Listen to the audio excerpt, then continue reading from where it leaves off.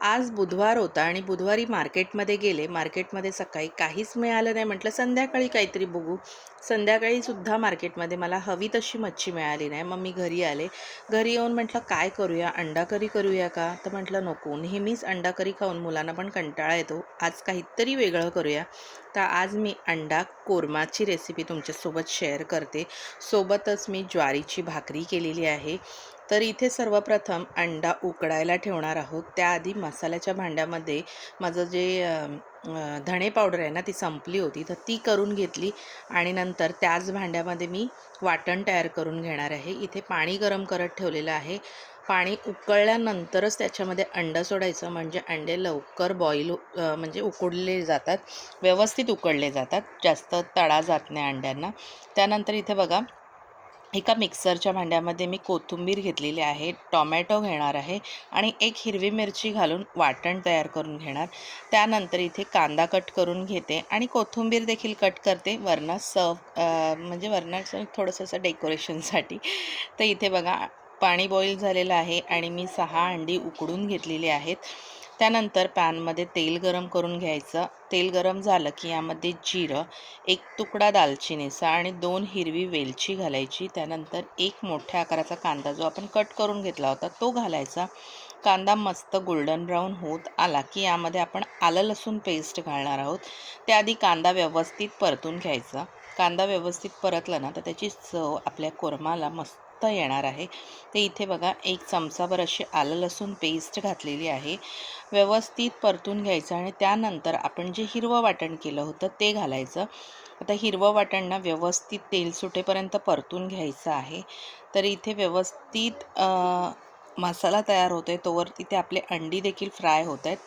हलकं हलकं तेल सुटायला लागलं की नंतर ह्यामध्ये सुके मसाले घालायचे आहेत. त्यामध्ये पाव चमचा हळद, 1 चमचा धणेपूड, पाव चमचा गरम मसाला, 1 चमचा लाल तिखट, 1 चमचा किचन किंग मसाला आणि अर्धा चमचा चाट मसाला घातलेला आहे. तर फ्रेंड्स, चाट मसाला अजिबात स्किप नका करू, नक्की घाला. या रेसिपीला खूप मस्त अशी चव येते.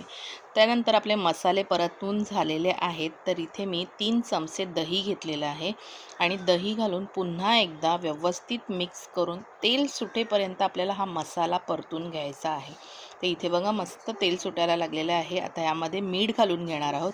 मीठ घालून देखील एक 2 ते 3 मिनटं परतून घ्यायचं आणि एकदा झाकण ठेवून एक 5 मिनटं तरी वाफ काढून घ्यायची, म्हणजे मस्त असा आपला कोरमा रिलीज होणार आहे. त्यानंतर इथे उकडलेले अंडी आहेत ना, ते मी साफ करून घेतलेले आहेत, म्हणजे वरचं कवच काढून गोल गोल रिंग्समध्ये कट करून घेतलेले आहे. आता तुम्ही कोणत्याही शेपमध्ये कट करू शकता. तर इथे बघा, आपला मस्त कोरमा भाजी तयार झालेली आहे. ह्यामध्ये जे अंडे कट करून घेतलेले ना ते घालायचे आहेत.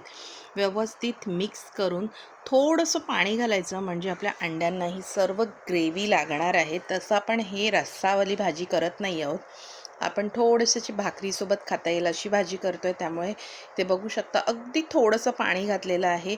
वरून थोडीशी कोथिंबीर घातली. झाकण ठेवून एक 5 मिनटाची वाफ काढायची आणि आपली झटपट अशी अंडा कोरमा भाजी तयार आहे. बघू शकता किती मस्त दिसते आहे आणि त्याहीपेक्षा जास्त टेस्टला झाली होती.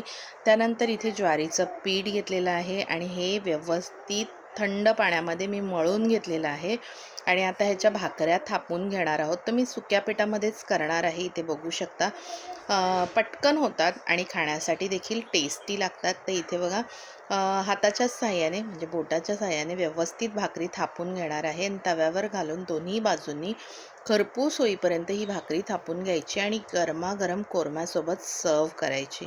तर इतकं झटपटवाला रात्रीचा डिनर झाला, पण डिनर इतका फिलिंग होता ना आणि इतकं टेस्टी होतं की घरामध्येच लहानांनाच नाही तर मोठ्यांना देखील खूप आवडलं. त्यांना पण खूप जास्त ही रेसिपी आवडली. तर तुम्ही कधी ही रेसिपी ट्राय नसाल केलात तर ही रेसिपी एकदा नक्की ट्राय करा. खूप छान अशी ही रेसिपी तयार होते. रेसिपी आवडली तर रेसिपीला एक लाईक नक्की करा. सोबतच चॅनलवर नवीन असाल तर चॅनलला सबस्क्राईब देखील करा आणि तुमच्या फ्रेंड्स अँड फॅमिलीमध्ये ही रेसिपी तुम्ही शेअर देखील करा. खूप अप्रतिम आणि खूप टेस्टी अशी ही रेसिपी तयार होते. आणि संध्याकाळी डिनरच्या टायमाला अशा प्रकारची झटपटवाली रेसिपी तुम्ही नक्कीच ट्राय करू शकता. बघू शकता किती अप्रतिम झाली आहे ती. तर चला फ्रेंड्स, भेटूया अशाच एका नवीन आणि इंटरेस्टिंग रेसिपीसहित. तोपर्यंत मस्त खा आणि स्वस्त रहा फ्रेंड्स. बाय.